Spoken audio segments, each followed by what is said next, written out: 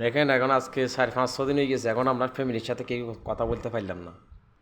আর আপনারা কে কে কথা বলছেন আপনারা জানাবেন। আর একটা বিষয়টা হয়েছে যে আমরা 20 কোটি প্রবাসী থাকি বাইরে, সবারই তো ফ্যামিলি আছে। এই তো কালকে একটা নিউজ পাইছি, কালকে এক প্রবাসী সৌদি এক প্রবাসী ভাই, ওনার আম্মা মারা গেছে।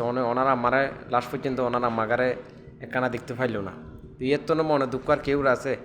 আমারও ফ্যামিলি মেরে আমারও মনে করেন আমার বাপ অসুস্থ, আমিও এগুলো নিয়ে খুব ফেরিশন মারি টেনশনে মারি আছি। তারপরে মনে করি যে বাংলাদেশ সরকার যে শুরু করছে, সরকারের আসার কথা হয়েছে, সরকারের মতের সময় হয়েছে, সরকারের মরিবার সময় হয়েছে, কথা হিয়ালাই সরকার এই শুরু করছে। একমাত্র আমরা প্রতিটা ফ্যামিলি আছে, প্রতিটা প্রবাসীর ফ্যামিলি আছে, মা বাবা আছে, আত্মীয় স্বজন, সবার সাথে একটু কথা বলতে হবে।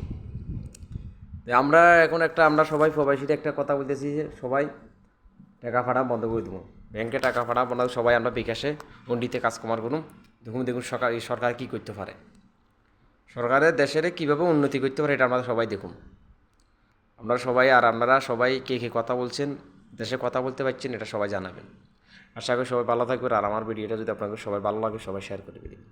আসসালামু আলাইকুম।